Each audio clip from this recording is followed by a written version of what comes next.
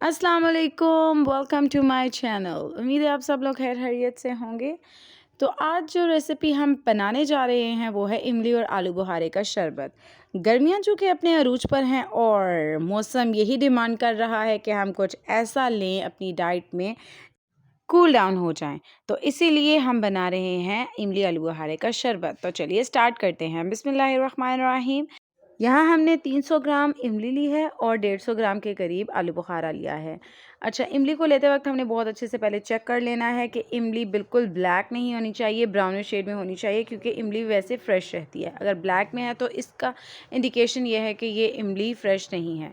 तो सबसे पहले हमने इमली को बॉल में ऐड करना है, ठीक है। सबसे पहले मैं इमली को बॉल में डाल रही हूँ और इसके बाद मैंने ऐड करना है आलू बुखारे को।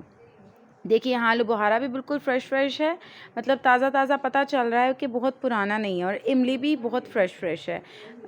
ब्लैक कलर की नहीं होनी चाहिए। ये इमली जो थी डार्क ब्राउन में थी, तो ये बिल्कुल फ़्रेश इमली थी, क्योंकि इसका टेस्ट से भी पता चल जाता है। आलू बुखारे को भी आप लेने से पहले थोड़ा सा टेस्ट कर लीजिए। और फिर यहाँ पे मैंने बॉल में डालने के बाद दोनों को फोक और ये स्पून की मदद से मैं सेपरेट कर रही हूँ, मतलब इमली बिल्कुल जुड़ी हुई है तो इसको मैं अलग अलग कर रही हूँ, ताकि पानी में भिगोने के बाद ये अच्छे से इसका सारा जो अर्क है वो निकल सके।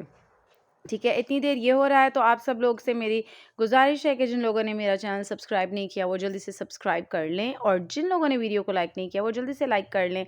इमली आलू बुखारे का शरबत किस किस का फेवरेट शरबत है गाइस? हम लोग तो इसे हर गर्मियों में ज़रूर बनाते हैं, क्योंकि इसकी तासीर बहुत अच्छी होती है, मैदे के लिए काफ़ी अच्छा है, मतलब काफ़ी रिफ़्रेशिंग इफ़ेक्ट होता है और ठंडा इफ़ेक्ट होता है इसका।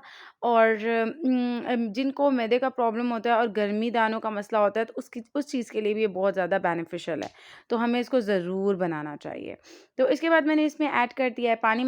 इतना पानी ऐड करना है कि ये आराम से सारा जो इमली और आलू बुखारा है ये सारा अच्छे से सोक हो जाए, मतलब इसको हमने काफ़ी देर स्टे करवाना है, इसी में इसका सारा अर्क निकल जाएगा, ठीक है। तो इसको हमने मिक्स कर लेना है पहले, ताकि ये जो इमली इकट्ठी हुई हुई है वो थोड़ा अलग अलग हो जाए और अच्छे से आराम से ये पानी में इसका अर्क जा सके। सारी मिक्सिंग के बाद हमने इसको रख देना है 4 से 6 घंटे के लिए कवर करके, ताकि आराम से ये सारे का सारा इसका जो इमली और आलू बुखारे का अर्क है वो इस पानी में निकल सके, ठीक है। जब 6 घंटे बाद मैंने देखा तो ये सारे के सारा इसका अर्क निकला हुआ था और पानी कुछ यूँ था। फिर मैंने सारी इमली और आलू बुखारे की गुठलियों को अलग कर दिया, मतलब इनके जितने ये जो सीड्स हैं इनको हमने आराम से अलग कर लेना है, और सारे का सारा पल्प जो है वो हमने बॉल में रहने देना है। आप चाहें तो इसके बाद आप ग्राइंड कर सकते हैं इसको यहीं, लेकिन मैंने इसको बाद में ग्राइंड किया है, ठीक है। ये आपने सारी गुठलियाँ आराम से निकाल कर रख देनी है, और फिर ये जो पल्प है उसको हमने अच्छे से यूज़ करना है आगे। तो आगे अब हमने क्या करना है, मैंने इसको देगची में डालकर पका दिया था, मतलब मीडियम सी फ्लेम रखी थी, और इसमें मैंने पानी ऐड किया था। पानी आप इतना ऐड करें कि ये फुल हो जाए, मतलब क्योंकि हमने इसको अच्छे से पकाना है, तो पानी आप उस अकॉर्डिंग ऐड कीजिएगा, अपनी इमली के अकॉर्डिंग जितनी अगर आप ये ले रहे हैं। तो मैंने इसमें 1 जग पानी ऐड किया था।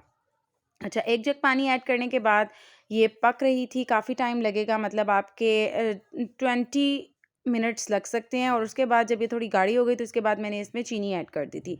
इसमें मैंने चीनी तकरीबन 2 कप ऐड की थी, और आप अपनी डिज़ायर के अकॉर्डिंग ऐड कर सकते हैं। चीनी डालने का एक तो फ़ायदा ये है कि इसकी जो शेल्फ़ लाइफ़ है, मतलब फ्रिज लाइफ़ है, वो इसकी बहुत अच्छी हो जाएगी, काफ़ी देर तक हम इसको स्टोर कर सकेंगे और इतनी जल्दी ये ख़राब नहीं होगी। जो लोग चीनी ना इस स्टेप में डालना चाहें वो बाद में जाकर इसमें लेमन जूस भी ऐड कर सकते हैं, ठीक है। वो आपकी मर्ज़ी, अगर आप वो ऐड करना चाहें आप वो ऐड कर लें, लेकिन बेस्ट तो ये है कि आप इस स्टेप में चीनी ऐड कर लें, वो अच्छे से पक जाएगी, ठीक है। इसको मैंने फर्दर पकाने के लिए रख दिया, ये पक रहा है इतनी देर। तो इसके बाद मैंने इसमें ऐड कर देना है एक और इंग्रेडिएंट को, जो है नमक। इसमें मैंने 1/4 टीस्पून सॉल्ट डालना है, ठीक है। इस सॉल्ट से इसका टेस्ट आ जाएगा, मतलब बिल्कुल खट्टापन तो नहीं हमें चाहिए, हमें इसमें थोड़ा टेस्ट भी चाहिए। तो इसका टेस्ट फर्दर इन्हांस करने के लिए इसमें मैंने 1/4 टीस्पून काला नमक भी ऐड कर दिया, ठीक है। काले नमक से भी इसका टेस्ट बहुत ज़्यादा अच्छा हो जाएगा, क्योंकि हम जितने ड्रिंक्स गर्मियों में पीते हैं उसमें हम काले नमक को अक्सर यूज़ करते हैं, उसका टेस्ट काफ़ी ड्रिंक्स में अच्छा आता है, तो वो और ज़्यादा रिफ़्रेशिंग फ़ील होता है। तो ठीक है, इसको हमने फर्दर पकने के लिए रख दिया, और उसके बाद जब बहुत टाइम पका दिया उसके बाद ये गाढ़ी हो चुकी थी, मतलब इसकी कंसिस्टेंसी आप देख लीजिए। इसकी कंसिस्टेंसी मैं आपको बाद में भी बता दूँगी बॉल में डालकर। और इसके बाद अब मैंने क्या किया था, इसको ग्राइंड किया था। इसको अच्छे से आपने ग्राइंड करना है, ताकि वो जितना पल्पी मिक्सचर था ना, जो इमली का वो सीड्स के बाहर वाला पोर्शन जो था वो अच्छे से ग्राइंड हो जाएगा और ये सब एक तरह का मुलायम से स्मूथ सा मिक्सचर बन जाएगा। अच्छा, अब आपको मैं इसकी कंसिस्टेंसी बता देती हूँ, या आप लोग देख लीजिए कि ये मैंने डाल दिया था इसमें।